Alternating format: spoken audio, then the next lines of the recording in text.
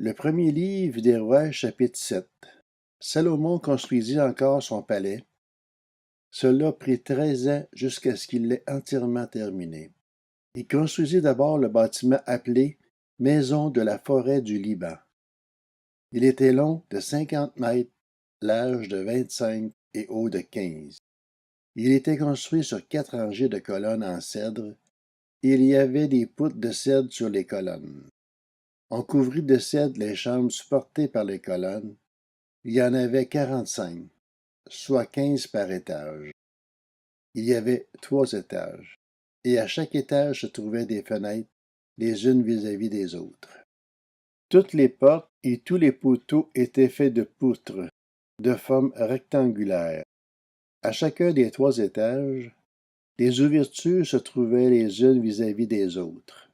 Il fit le portique des colonnes, long de 25 mètres et large de 15, ainsi qu'un autre portique par-devant, avait des colonnes et un auvent sur la façade.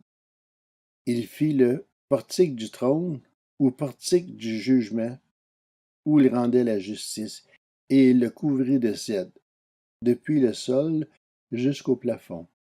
Son bâtiment d'habitation fut construit de la même manière, dans un autre cour, derrière le portique. Il fit aussi un bâtiment du même genre que ce portique pour la fille du Pharaon, qu'il avait prise pour femme. Pour toutes ces constructions, on employa de magnifiques pierres, taillées sur mesure, sciées avec les scies sur leur face intérieure et extérieure. On employa ces pierres depuis les fondations jusqu'aux corniches, et à l'extérieur jusqu'à la grande cour. Les fondations étaient en pierres magnifiques et de grandes dimensions, en pierres de 5 et de 4 mètres. Au-dessus, il y avait encore de magnifiques pierres, taillées sur mesure, et du cèdre. Tout autour de la grande cour, il y avait 3 rangées de pierres de taille et une rangée de poutres de cèdre, comme pour le parvis intérieur et le portique de la maison de l'Éternel. Le roi Salomon fit venir de Tyr un certain Hiram.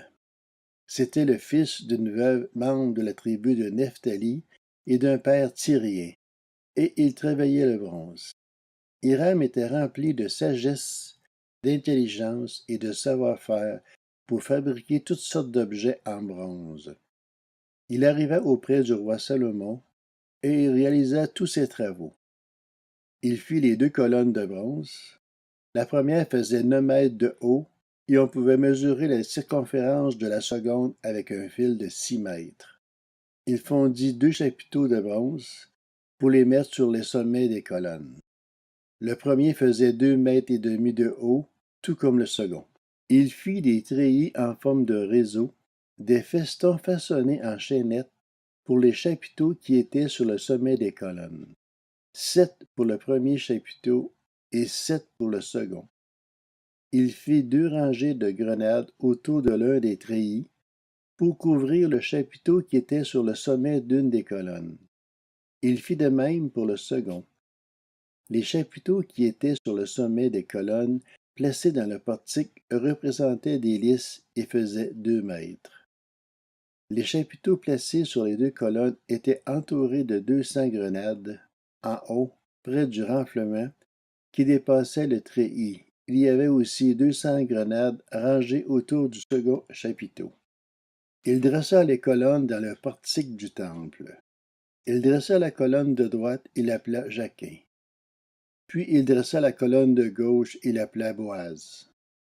Il y avait sur le sommet des colonnes une sculpture qui représentait des lys. Ainsi fut terminée la fabrication des colonnes. Il fut à cuve en métal fondu. Elle faisait 5 mètres d'un bord à l'autre et était entièrement ronde. Elle faisait 2 mètres et demi de haut et l'on pouvait mesurer sa circonférence avec un cordon de 15 mètres.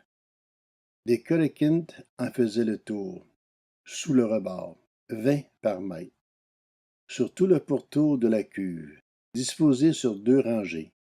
Les collequintes avaient été fondues avec elles d'une seule pièce. Elle était posée sur 12 bœufs, 3 tournés vers le nord, 3 vers l'ouest, trois vers le sud et trois vers l'est. La cuve reposait sur eux et toute la partie postérieure de leur corps était à l'intérieur. Elle était épaisse de 8 centimètres et son bord, pareil à celui d'une coupe, avait la forme d'une fleur de lys.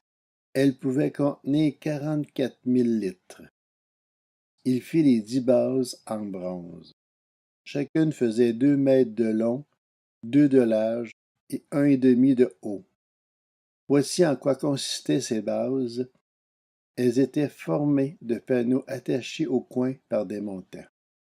Sur les panneaux qui étaient entre les montants figuraient des lions, des bœufs et des chérubins. Sur les montants, au-dessus comme au-dessous des lions et des bœufs, il y avait des ornements qui pendaient en festons. Chaque base avait 4 roues en bronze, avec des essieux en bronze. Aux 4 angles se trouvaient des épaulements en métal fondu, au-dessous du bassin et plus bas que les festons. Le couronnement d'une base présentait à l'intérieur une ouverture qui se prolongeait de 50 centimètres vers le haut. Cette ouverture était ronde comme pour les objets de ce genre, et elle faisait 75 centimètres de large. Il s'y trouvait aussi des sculptures. Les panneaux étaient carrés et non arrondis. Les 4 roues se trouvaient sous les panneaux et les essieux des roues étaient fixés à la base. Chacune faisait 75 centimètres de haut. Les roues étaient faites comme celles d'un char. Leurs essieux, leurs jambes, leurs rayons et leurs moyaux, tout était en métal fondu. Il y avait aux 4 angles de chaque base 4 épaulements de la même pièce que la base. La partie supérieure de la base se terminait par un cercle de 25 centimètres de hauteur et ses appuis et ses panneaux étaient faits de la même pièce. Sur les plaques des appuis et sur les panneaux, il grava des chérubins, des lions et des palmes, en fonction de la place disponible, ainsi que des guirlandes tout autour. C'est ainsi qu'il fit les 10 bases. Le métal fondu, la mesure et la forme étaient les mêmes pour toutes. Il fit 10 bassins en bronze. Chaque bassin pouvait contenir 880 litres, faisait 2 mètres et reposait sur l'une des 10 bases. Il plaça 5 bases sur le côté droit du temple et 5 sur le côté gauche. Quant à la cuve, il la plaça du côté droit du temple, au sud-est. Hiram fabriqua encore les cendriers, les pelles et les coupes. C'est ainsi qu'Hiram termina tout le travail que le roi Salomon lui fit faire pour la maison de l'Éternel.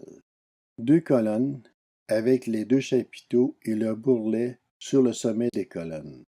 Les 2 treillis pour couvrir les 2 bourrelets des chapiteaux sur le sommet des colonnes.